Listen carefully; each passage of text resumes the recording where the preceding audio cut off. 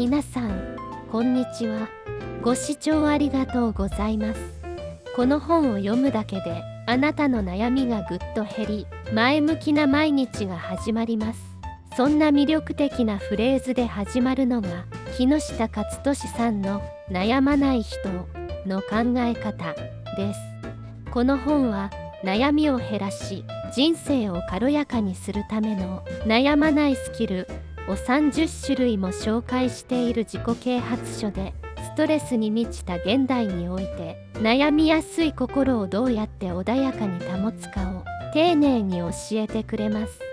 著者は独自の発想で事業を成功させた実業家であり、特に悩まないことで効率的かつ楽しく生きるための工夫に関して自身の経験をもとにした有用なヒントを提供してくれています。この動画では悩まない人の考え方の要点を3つに絞ってご紹介します。各ポイントでは悩みを手放すための思考方法や実践的なアドバイスもお伝えし、視聴者の皆さんもすぐに役立つようなエッセンスをお届けします。ぜひ最後までご覧ください。ポイント1、悩む時間を減らし、決断を早くする。この本で最も強調されているテーマの一つが、悩みの原因を減らす思考術です。著者は、悩むことは多くの場合、物事の本質ではないと語り、悩みに対して冷静に向き合う方法を提案しています。特に重要なのが、悩む時間を意識して減らし、決断のスピードを上げること。多くの人が完璧に答えを見つけたいと考えることで、不要な悩みに時間を費やしてしまいますが、著者はそれを時間と心の浪費として捉え、決断を素早く行うためのトレーニング方法をいくつか挙げています。例えば、小さな決断から練習するというアドバイスです。日常生活の中でランチのメニューを素早く決める、迷った服をすぐに購入するかどうか判断するといった小さなことから即断即決の訓練をすることで、重要な決断も迷いなく行えるようになると述べています。この方法を習得すると、考え方がシンプルになり、余計な悩みを抱えにくくなるというのです。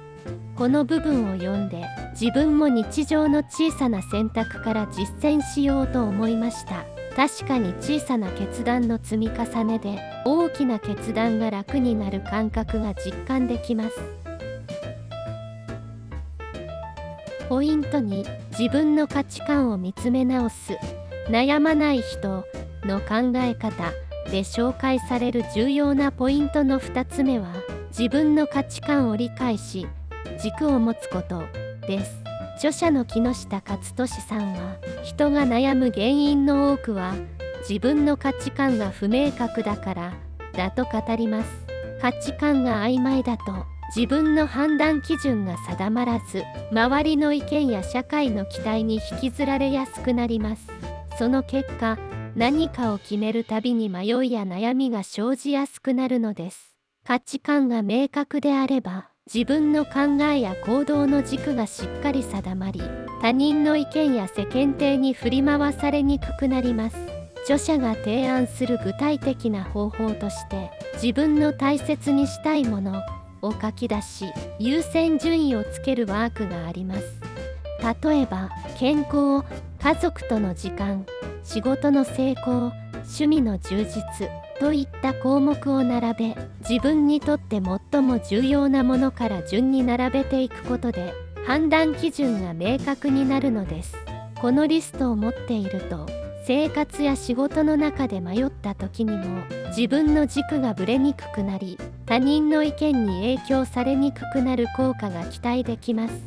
この章を読んで、自分の価値観について改めて考え直してみました。実際にリストを書き出してみると、普段何を大事にしたいのかが明確になり、些細なことに悩む時間も減りそうです。ポイント3、未来ではなく今に集中する。本書で最後に紹介する重要なポイントは、未来の不安にとらわれず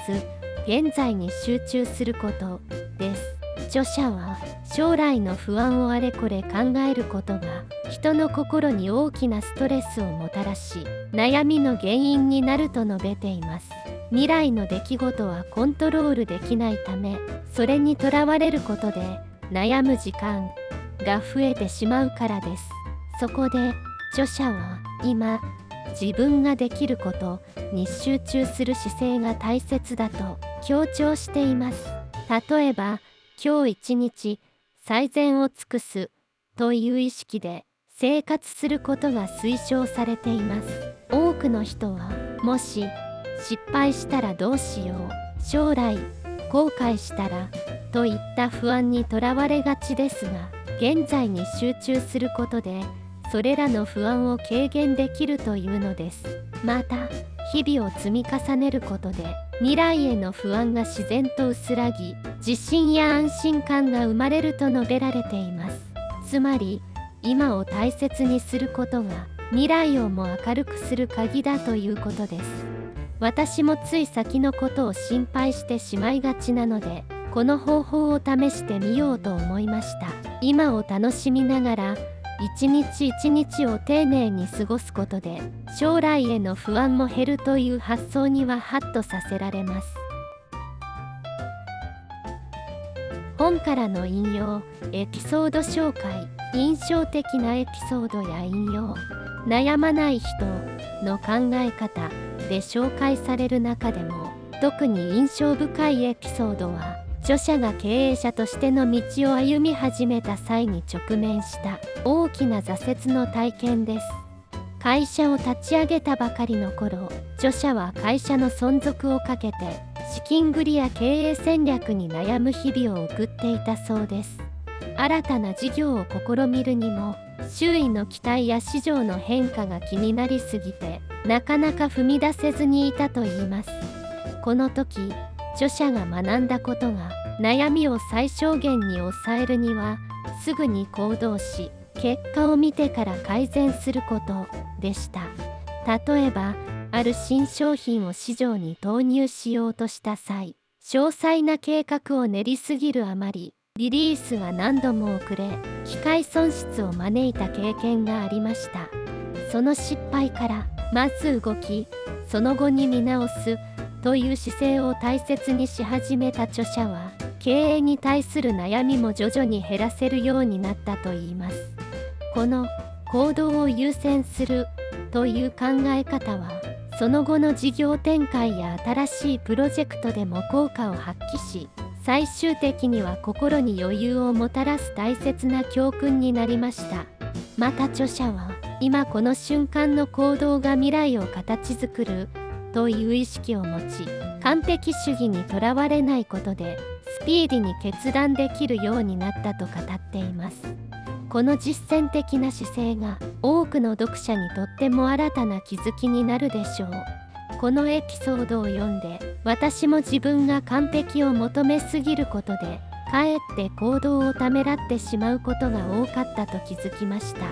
著者が試行錯誤しながらも挑戦を続けたように、私もまずは一歩を踏み出し、結果から学んでいくことで悩みが減りそうです。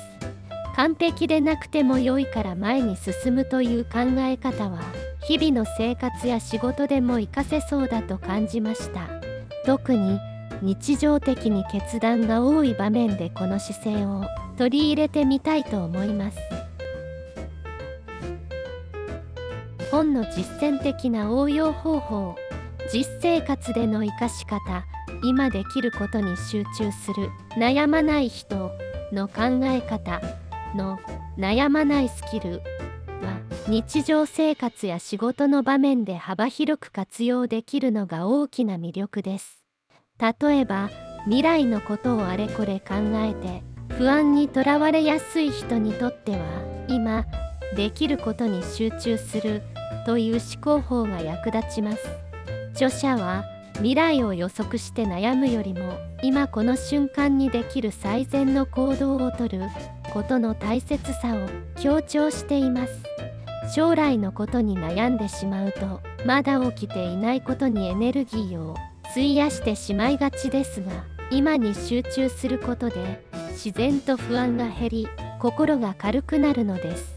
実際にこの方法を私も試してみました。例えば日々の仕事でも目の前のタスクに集中することで効率が上がるだけでなく、先の不確定なことについて悩む時間が減りました。この今に集中する姿勢を持つと心に余裕が生まれ、日々のストレスも和らいでいくように感じます。また著者が提案する小さな成功体験を積み重ねるという方法も実用的です。日々小さな目標を設定し、達成感を得ることで自信が育ち、不安に押しつぶされることなく前向きな思考が身につきます。例えば仕事でも小さな成果を振り返り、少しずつ成長を感じられると日常のやりがいが増していきます。さらに未来の不安を小さくするためには準備を整えることも著者が強調する重要な考え方です。万全を期することで自分自身に対する信頼が増し、不安にとらわれにくくなるからです。著者の考え方を参考にしながら、今この瞬間に集中して生活することで充実感のある毎日を送ることができるのではないでしょうか。まとめです。悩まない人の考え方は、現代のストレスフルな社会において悩みを減らし、心の平穏を取り戻すための一冊です。著者が提案する悩まないスキルは、難しいテクニックではなく、誰でも日常に取り入れやすいものばかりです。例えば、悩みを減らすための決断を早くすることや、今に集中する姿勢は、どんな人にも応用できる実用的な考え方です。著者のエピソードには、悩みに振り回されず成功をつかんできた実業家としての説得力があり、私たちもそのアドバイスを身近に感じられる点が魅力です。私自身もこの本を読んで、日々の些細な悩みの解消に取り組もうと思いました。特に小さな成功体験を積むというアドバイスはすぐに実践できる方法であり、日常の充実感を高めてくれます。この本は特に心配事が多い方や完璧主義で考えすぎる傾向がある方におすすめです。著者の具体的なアドバイスは実践しやすく、誰にとっても役立つ知識が詰まっています。悩みを手放したいと感じている方には、ぜひ一度手に取ってほしい一冊です。ここまでご覧いただきありがとうございました。悩まない人の考え方は、悩みやストレスを抱える現代人に向けてシンプルで実践的なアドバイスを提供してくれる一冊です。この本を読むことで毎日の悩みや心配事が少しでも軽くなり、前向きな一歩を踏み出すきっかけになればと思います。著者の実体験に基づいたアドバイスが満載で、すぐに日常に取り入れられるヒントが多いのもこの本の魅力です。この動画を通して悩みの少ない生活を手にするヒントを得ていただけたなら、ぜひ一度実際に本書を手に取ってみてください。また、すでに読まれた方は感想や気づきをコメント欄でシェアしていただけると嬉しいです。今後も役立つ本をどんどんご紹介していきますので、チャンネル登録や高評価もお忘れなく。次の動画でもお会いしましょう。